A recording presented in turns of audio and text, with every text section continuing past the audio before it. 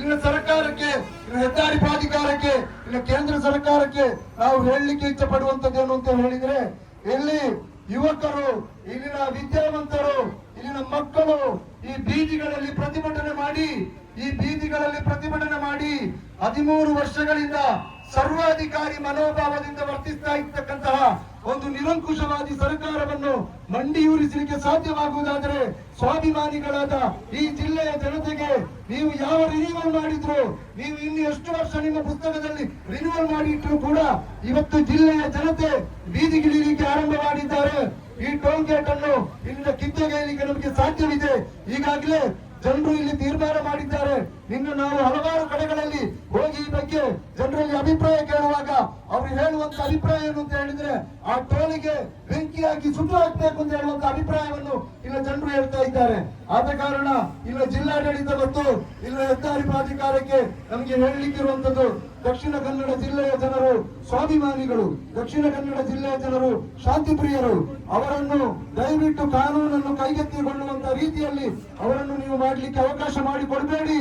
ಇವತ್ತು ನಾವು ಇಲ್ಲಿಂದ ಯಾವ ಮಳೆ ಬಂದರೂ ಕೂಡ, ಬಿಸಿಲು ಬಂದರೂ ಕೂಡ, ಗುಡುಗು ಬಂದರೂ ಕೂಡ ನಾವು ಇಲ್ಲಿಂದ ಕದಲದೆ ಈ ಯಾತ್ರೆಯನ್ನು 4 ಗಂಟೆಗೆ ನಾವು ಜಿಲ್ಲಾಧಿಕಾರಿ ಕಚೇರಿಯತ್ತ ಕೊಂಡೊಯ್ತಾ ಇದ್ದೇವೆ. ಎಲ್ಲರೂ ಕೂಡ ಅದಕ್ಕೆ ಸಹಕರಿಸಬೇಕು. ಈ ಹೋರಾಟ ಇದು ಮುಂದುವರಿಯುತ್ತದೆ. ಇವತ್ತು ಜಿಲ್ಲಾಧಿಕಾರಿಯವರ ಕಚೇರಿಗೆ ಹೋದ ಬಳಿಕ ನಾಳೆ ಏನಾಗ್ತದೆ ಅಂತ ನನಗೆ ನೋಡಬೇಕು. ಒಂದು ವೇಳೆ ಇವರಲ್ಲಿ ತೆಗೆಯಲಿಲ್ಲದಿದ್ದರೆ ಈ ಹೋರಾಟವನ್ನು ಆರಂಭ ಅಂತ ಭಾವಿಸಿಕೊಂಡು ನಾವು ಮತ್ತೂ ಕೂಡ ಕರ್ತೇವೆ. ನೀವೆಲ್ಲ ಈ ಚಳುವಳಿಯಲ್ಲಿ ಭಾಗವಹಿಸುವ ಮೂಲಕ ಈ ಹೋರಾಟವನ್ನು ನಾವು ಮುಂದುವರಿಸಲಿಕ್ಕಿದ್ದೇವೆ.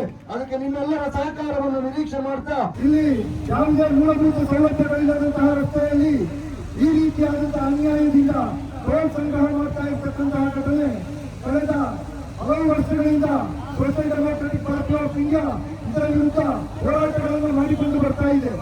ಧರಣಿ ಮಾಡಿದೆ, ಟೋಲ್ ಮಾಡಿದೆ, ಸತ್ಯಾಗ್ರಹ ಮಾಡಿದೆ, ಮನವಿ ಪತ್ರ ನೀಡಿದೆ.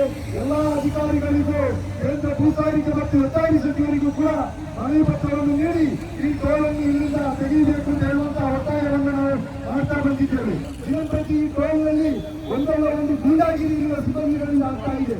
ಉತ್ತರ ಭಾರತದ ಬಯ್ಯಾಗಳನ್ನು ತಂದು ಈ ಟೋಲ್ನಲ್ಲಿ ನಿಲ್ಲಿಸಿಕೊಂಡು ಇಲ್ಲಿ ಬರುವಂತಹ ವಾಹನ ಚಾಲಕರ ಮೇಲೆ ಅವರು ಗೂಂಡಾಗಿರಿಗಳನ್ನು ಮಾಡ್ತಾ ಇದ್ದಾರೆ. ಇವತ್ತು ನಾವು ಜಿಲ್ಲಾಧಿಕಾರಿ ಕಚೇರಿಗೆ ಈ ಜಾಥಾವನ್ನು ತೆಗೆದುಕೊಂಡು ಹೋಗುವಂಥದ್ದು. ಈ ನಾವು ಈಗಾಗಲೇ social democratic party of India ಒಂದು ಶಪಥ ಮಾಡಿದೆ.